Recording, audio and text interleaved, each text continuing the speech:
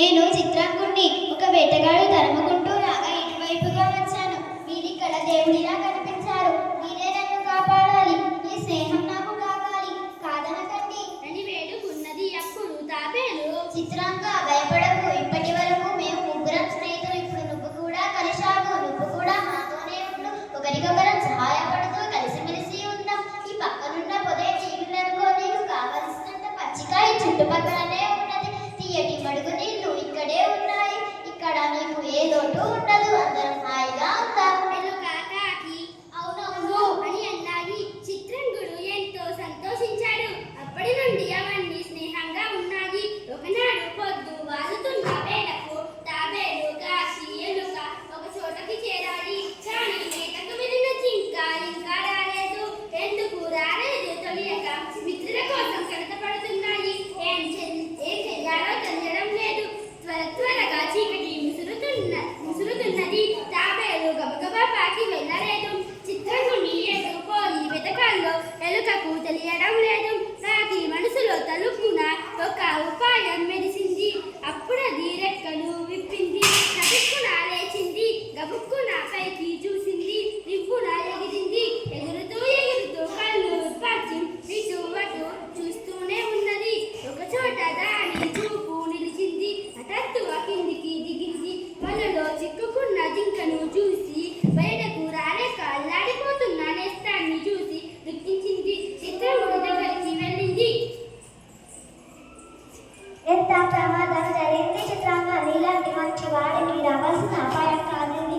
కానీ ఈ ఆపద నుంచి బయటపడాలి అని అన్నది. ఎలుక ఇక్కడికి వచ్చి వలతాళ్ళు కొరికేస్తే నేను బయటపడతాను.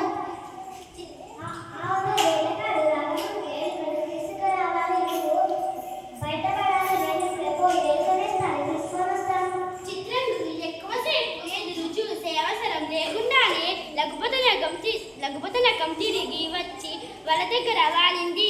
దాని వీపు మీద నుండి హిరణ్యకం గబుక్కున కిందికి ఉరికి వలతాళ్ళు కొరికింది. ఒకవైపు తాళ్ళు కొరకగానే జింక బయటకు వచ్చింది.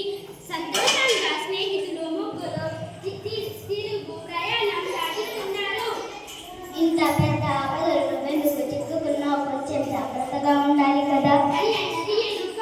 ఆ మాటకు జింక, ఎంత జాగ్రత్తగా ఉన్నావు. ఒకప్పుడు అపాయం తప్పదు మిత్రమా. నా జీవితంలో ఇంతవరకు ఎన్నో ఆపదలు వచ్చాయి. నాకు 6 నెలల వయసున్నప్పుడు ఒక వేటగాడి ఊరిలో చిక్కుకున్నాడు. వాడు నన్ను ఆ దేశపు రాజకుమారునికి కానుకగా ఇచ్చాడు. రాజభవనంలో నన్నందరూ ముందు చేసేవారు. నాకెంతో స్వేచ్ఛనిచ్చారు. నేను నా ఇష్టం వచ్చిన చోటికి తిరిగేదాన్ని. నలుగురు కూర్చొని మాట్లాడుకుంటుంటే వారి పక్కన కూర్చొని వినేదాన్ని. నేను కూడా వారిలాగా మాట్లాడడానికి ప్రయత్నం చేసేదాన్ని. ఒకరోజు నేను రాజభవనంలో నుంచి బయటకి వచ్చి వీధిలో తిరుగుతుంటే కొంతమంది పిల్లలు నా వెంబడ పడ్డారు. నాకెంతో భయం వేసింది. అప్పుడు నేను పూలతోట కంచె వీధి నుంచి లోపలికి దూకాను. అప్పుడు ఆ సమయంలో అంతఃపుర స్త్రీలు విహారిస్తున్నారు. వారు నన్ను పట్టుకొని రాజకుమారుని పడకటింటికి స్తంభానికి కట్టేశారు. ఆనాటి రాత్రికి అల్లు మిరమిట్లు కొరిపే మెరుపులతో చెవులు బద్దలయ్యేటంత కుండపోత వాన కురిసింది. నా మీద కూడా వాన చినుకులు పడ్డాయి. అప్పుడు నేను చిన్నప్పుడు పరుగులు తీసిన అడవి గుర్తుకొచ్చింది. నన్ను కన్న వాళ్ళు నా స్నేహితులు గుర్తుకు వచ్చారు. నేను ఇప్పుడు వాళ్ళతో ఉంటే ఎంత బాగుండా అనిపించింది. అది నేను నేర్చిన మానవ భాషలో అన్నాను. నన్ను పెంచిన రాజకుమారుడు విని ఆశ్చర్యపోయాడు. ఈ వింతను కూటంలో చెప్పి పెద్దల సూచన ప్రకారం నన్ను అడవిలో విడిచిపెట్టమై తన సేవకులకు చెప్పాడు. అప్పుడు నేను పుట్టిన అడవికి వచ్చాను. స్వేచ్ఛగా బతికాను. ఒక వేటగాడు తరుముకుంటూ రాగా బెదిరి ఇటువైపుగా వచ్చాను.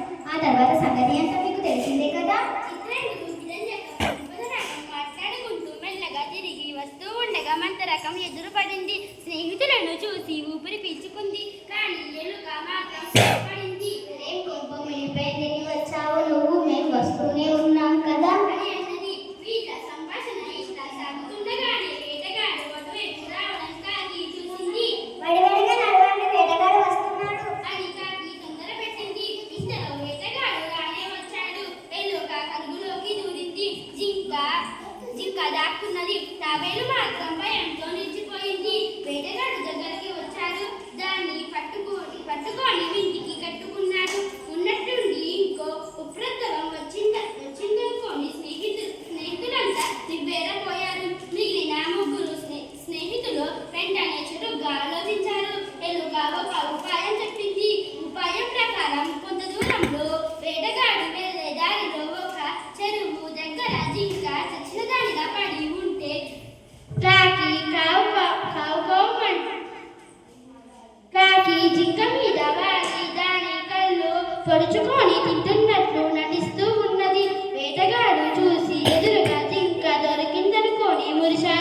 జింకను భుజానికి ఎత్తుకుందామని తాబేలును కింద పెట్టి జింక వైపు నడిచాడు.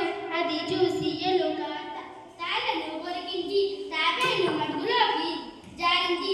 ఎలుక కలుగులోకి దూరింది. కాకి మంటూ ఎగిరింది. జింక చెంగున కొరికింది.